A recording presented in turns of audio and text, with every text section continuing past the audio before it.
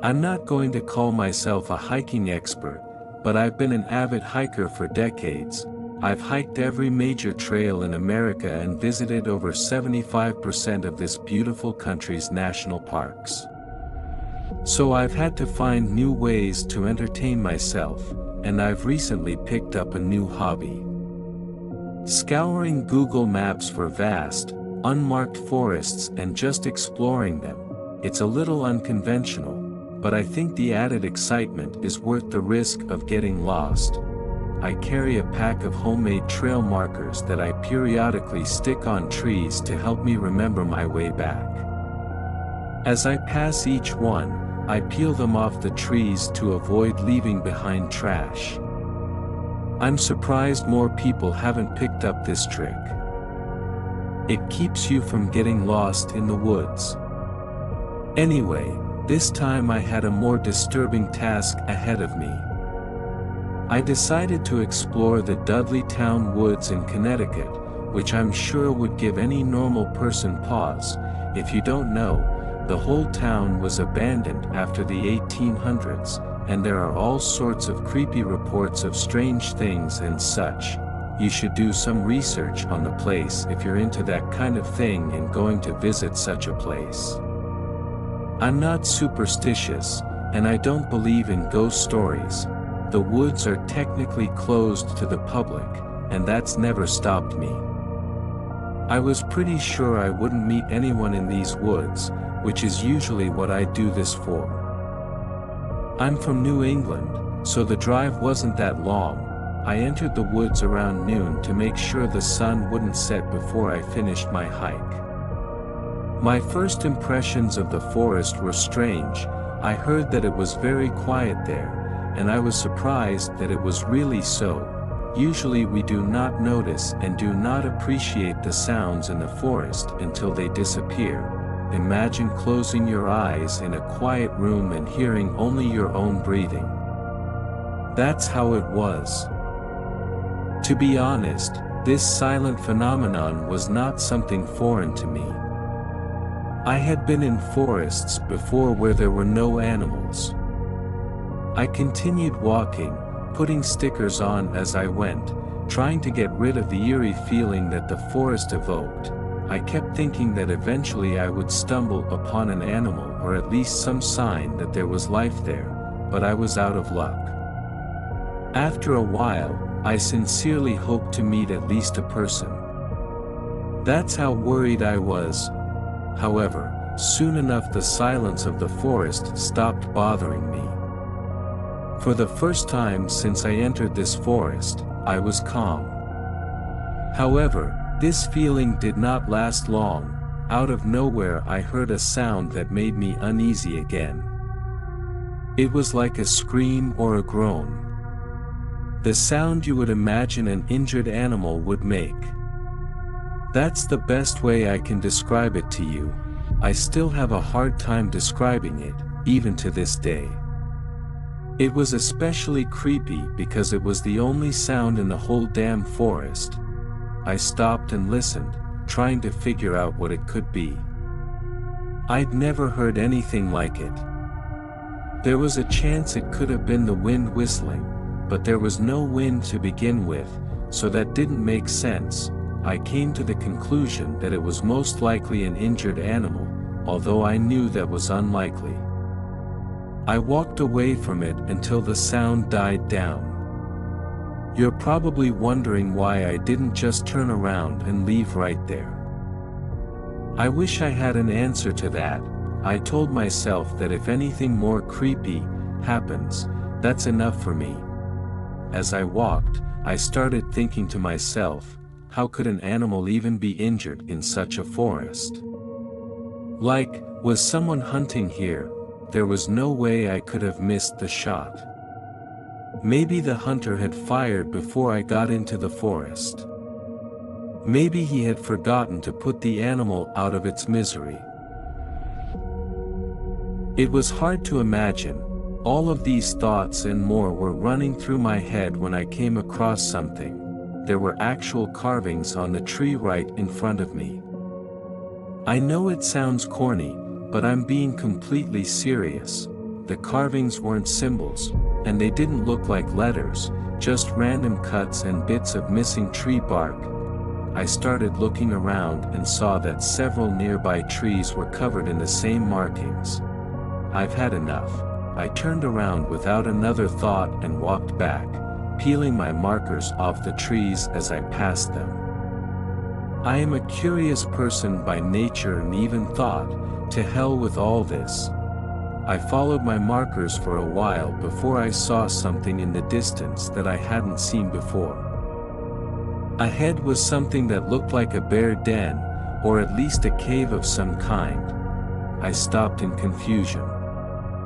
I know myself, the likelihood that I missed something like a bear den was very small. And then it hit me. My trail markers should have been at shoulder level, not waist level. My blood ran cold. I turned around and ran back the way I came, constantly looking over my shoulder. How could I have been so distracted? Someone had moved my stickers, trying to lure me into this cave. But how? Had someone been following me this whole time? I didn't have time to think about all of this. I was too busy trying to get out of this forest. The problem, however, was that I literally had no idea where I was going. Without these trail markers, I was almost lost. I kept running, not even trying to be quiet. It would have been pointless anyway. The forest was dead except for the sounds I was making. I stopped to catch my breath and pulled out my phone, praying for a signal. Somehow, I got one. I found the location of my parked car on the map and knew which direction I needed to go. It wasn't far. And then the signal went out, but it didn't matter. I knew where I was going. And then the howling started again, only this time it was twice as loud. I ran faster than I ever had before, even though my prime running years were long behind me. It seemed to be coming from right behind me, but every time I turned to look, I saw nothing. After the worst 10 minutes of my life, I finally reached the edge of the woods and the howling abruptly stopped. I jumped in my car and sped away before whatever was chasing me could catch up. That day ruined my hike. Here's the simple, rational explanation for what happened. There's some hermit or weirdo in those woods, and he spotted me before I spotted him. Then, for some reason, he tracked me down and messed with my trail markers, hoping to direct me to that cave. I'm guessing he had a whistle or something that made that whining sound, which is why it stopped so abruptly once he realized he couldn't catch me. You know, there are some holes in this explanation, like how could someone blow a whistle for so long while running at full speed? I'm open to anyone offering an explanation. Maybe there's a reason the forest is closed to civilians.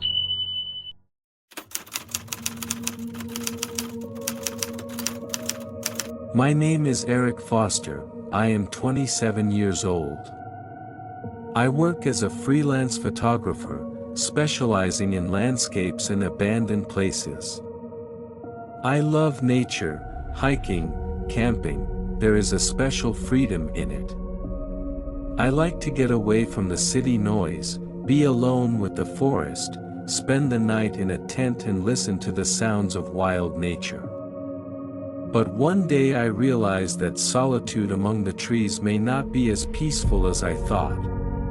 This story happened a couple of years ago when I went on a solo hike in the national park in the area of the Blackwood Camp. This place was abandoned more than 20 years ago. They said that there was once a children's camp here, but after a tragic incident, children and several counselors went missing. It was closed. I did not really believe in these stories. I just wanted to take a few pictures of old wooden houses, crumbling under the onslaught of time. I left early in the morning and spent the whole day hiking, photographing nature. By evening, I reached the abandoned camp. The place really did look ominous: overgrown paths, dilapidated houses, broken swings that swayed slightly in the wind. But I didn't feel fear, only curiosity. I pitched a tent a little further from the camp, in a clearing near the forest, made a fire and cooked myself dinner. The evening passed quietly. I enjoyed the sounds of the forest, looked through the photos I had taken during the day, and then climbed into the tent and tried to sleep.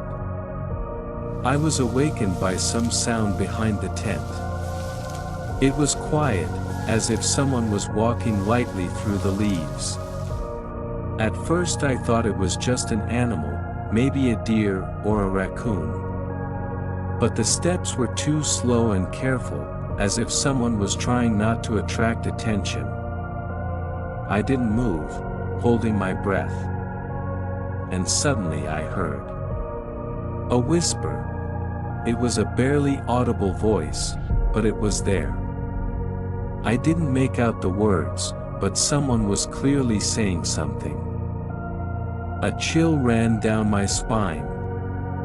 I slowly reached out for the flashlight, but at that moment the footsteps stopped right at the entrance to the tent. I froze. Then, lightning illuminated the forest for a moment, and at the same moment the fabric of the tent began to bend slightly, as if someone had slowly run their hand from the outside. I ripped the zipper of the tent, ran outside with the flashlight. But there was no one around. Only darkness and the beginning of a drizzle. I took a few steps forward, illuminating the ground. There were no tracks. None at all. Then I thought that I was just playing a joke on myself.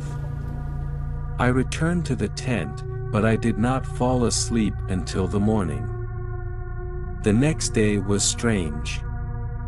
I tried to convince myself that nothing unusual had happened during the night, but the feeling of anxiety did not go away.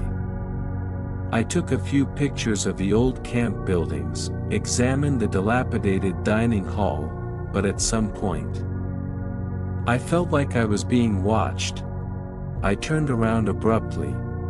But the further I went into the camp, the stronger this feeling became. I began to hear strange sounds, light footsteps, the cracking of branches, and once it seemed to me that I heard children's laughter. I tried not to pay attention to the alarm, but when I raised the camera to take a picture of the old administrative building, I saw a dark figure in the lens. A human figure standing by the window. I quickly put the camera away and looked out. The window was empty, my heart was pounding wildly. I slowly stepped back, trying not to panic, but my mind was sounding the alarm. Something was here.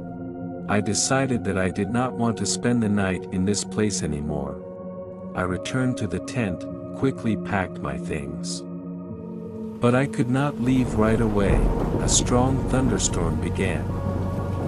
The wind was so strong that it broke tree branches, and I realized that going into the forest in such weather was more dangerous than staying another night.